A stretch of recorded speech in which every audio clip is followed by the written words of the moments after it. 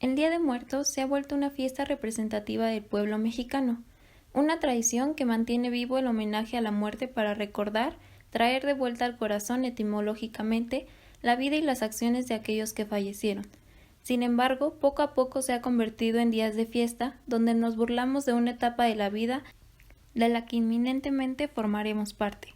Actualmente, muchos refieren a esta tradición como la mezcla de las creencias europeas e indígenas, bajo el término sincretismo. Sin embargo, los historiadores Alfredo López Austín y Sergio Ángel Vázquez, ambos de la UNAM y especializados en la cosmovisión de los pueblos prehispánicos, concuerdan en que se trata más bien de una tradición cultural. Todas las costumbres que existen hoy en día en torno a esta fiesta, la UNESCO declaró como Patrimonio Inmaterial de la Humanidad en 2008, se establecieron a través de un largo proceso de transformación. Ángel Vázquez explica que la tradición cultural en torno al Día de Muertos implica que la cultura nahua no tiene rupturas ni permanencias, sino que es una constante transformación en el periodo colonial, cuando irrumpe la llegada de los españoles que traen su propio basaje cultural y se mezcla con el de los indígenas. Por ejemplo, la idea de la muerte hacía referencia por el lado de los europeos a la vida eterna y por el lado de los nahuas a una vida transitoria en la que el individuo disolvía su individualidad. Tras la conquista, los cultos de la muerte en sus versiones paganas, es decir, en aquellas formas alejadas a las de la religión católica, fueron prohibidas por los frailes. Sin embargo, esto no impidió que los elementos de los rituales mortuorios de los nahuas se fundieran con algunas características de las festividades religiosas europeas, por lo que podríamos decir que la asimilación obligatoria de las costumbres católicas generó una transformación en las celebraciones nahuas. En resultado, fue una celebración híbrida que mantiene los días del calendario católico con el trasfondo prehispánico, en la que se realizan rituales mortuorios para cuando las entidades divinas obtienen el permiso de volver a visitar el mundo terrenal. Precisamente la Catrina, un grabado en metal publicado en 1873, es una ilustración original del grabador y caricaturista mexicano José Guadalupe Posada, la cual es representada la imagen de una calavera ataviada con un sombrero de plumas a la moda europea de entonces. El nombre original del grabado fue Calavera Garbancera. Se llamaba así porque de este modo designaban a las personas que vendían garbanza y que pese a tener sangre indígena pretendían ser europeos, renegando de su raza y de su herencia cultural. De allí que la ilustración tuviera en su momento la intención de constituir una crítica a la vez que una sátira de algunos personajes de la sociedad mexicana del momento, especialmente los enriquecidos durante la época de Porfirio Díaz, que gustaban de aparentar un estilo de vida que no les correspondía. Su autor, José Guadalupe Posada, fue un cronista sátiro a finales del siglo XIX y comienzos del XX, que por aquella época, durante los gobiernos de Benito Juárez, Sebastián Lerdo de Tejada y Porfirio Díaz, cultivaba un género que se había popularizado, conocido como calavera literaria. Las calaveras literarias eran textos escritos en verso con tono burlón, solían publicarse en vísperas de Día de Muertos, para hacer mofa tanto de los vivos como de los fallecidos. Eran publicados en periódicos de combate, es decir, de línea crítica hacia el gobierno, y solían ser acompañados de ilustraciones de cráneos o esqueletos en situaciones cotidianas, bebiendo, montando a caballo, caminando por la calle, bailando en una fiesta, etc. El objetivo de las calaveras, en definitiva, era retratar la miseria y la hipocresía de la sociedad, poniendo en evidencia los conflictos de desigualdad e injusticia que existían en el país. Por eso es significativo que la ilustración de la Catrina, que representaba en una imagen las contradicciones y problemáticas esenciales de la sociedad mexicana, apareciera acompañando una calaverita literaria.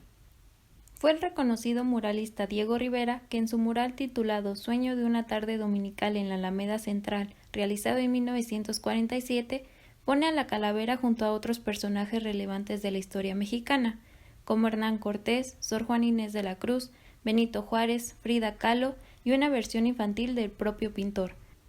Con este gesto, Rivera reconoce la representatividad de la Catrina como símbolo de las contradicciones de la sociedad mexicana decimonónica y realiza un homenaje a su creador, José Guadalupe Posada, y a su influencia en el arte mexicano posterior. Hoy en día, la Catrina forma parte de la cultura popular de México y se ha convertido en el símbolo por excelencia de la celebración del Día de Muertos. Otro elemento que no puede faltar durante el Día de Muertos son las ofrendas, las cuales dan la bienvenida a los difuntos. Se cree que primero llegan los niños y al día siguiente todos los demás muertos, creencia que viene de las culturas prehispánicas. La elaboración del altar de muertos implica creatividad, pues cada uno de los elementos que se ponen varían según las tradiciones particulares de cada región y de cada estrato familiar, por lo que suponemos que te apropias del altar y lo conviertes en un símbolo. Sin embargo, hay algunos elementos comunes entre la mayoría de las ofrendas. Por ejemplo, la flor de cempasúchil, la cual se cree que guía a la casa al difunto en donde el altar espera su llegada, el incienso, que tiene como finalidad de que el espíritu reconozca el olor del hogar y no se pierda en el camino, papel maché, y con su movimiento se pretendía alejar a las almas que no correspondían con la ofrenda que se les presentaba, agua para que el alma sacie su sed, velas que de igual forma guiarán al alma hacia el altar, pan de muerto, sal, alimentos y dulces favoritos del difunto y que se espera que al llegar disfruten de ellos llevándose su esencia. Hace 2 años, el 27 de octubre del 2017, Disney Pixar estrenó Coco, una película de animación basada en esta celebración, cinta que logró poner a México y a sus tradiciones en la mira del mundo, impulsó su economía, su turismo y mostró a las nuevas generaciones y a extranjeros cómo se vive esta tradición, cómo se ve a la muerte, su importancia y valores que se guardan sobre ella. Principalmente fue elogiada por su mensaje sobre la reunión familiar, el perdón, el reencuentro y la aceptación. Si bien México ya estaba en la mira de todos, ¿qué tan real estaba siendo percibido? Es decir, ¿lo que se presenta en la película es en realidad un reflejo de nuestro país? O lo que es lo mismo, ¿cómo Coco respeta nuestras tradiciones? Pues antes de esta película, el filme Espectro inicia con un desfile ficticio en la capital del país, donde se pueden apreciar calaveras gigantes, bailes, etc. Desfile que curiosamente se empezó a realizar en la Ciudad de México cada año a raíz de dicha película. Pero Coco hace algo diferente. El director es Lee Unkrich. Él creció a las afueras de Cleveland y no tiene conexiones fuertes con México ni con sus tradiciones. Entonces, ¿qué fue lo que hizo? Viajó varias veces a México y a través de ello y de las historias que le contaban los miembros latinos de la producción, e incluso con la ayuda de algunos consultores culturales, logró darle a una base geográfica y sociológica a un mundo que no dejaba de ser de fantasía. El resultado fue un ambiente rodeado de cientos de detalles con los cuales nos identificamos al ver la película, desde el pueblo en el que comienza la historia, hasta la decoración llena de papel picado, el perro Xoloscuincle,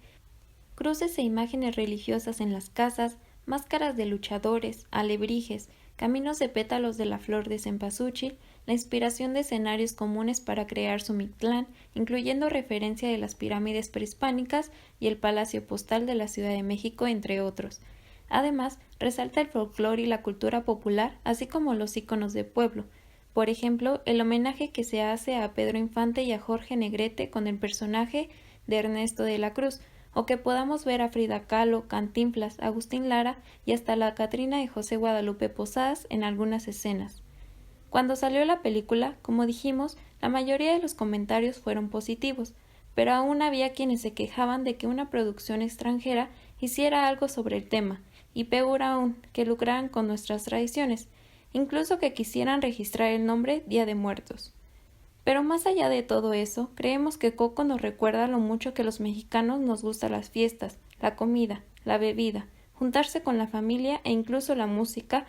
que es uno de los ejes que mueven a Miguel, el protagonista, y al ver en la pantalla grande algo tan nuestro, nos hizo sentir orgullosos, al igual que otros países ven esta tradición ahora como un símbolo de identificación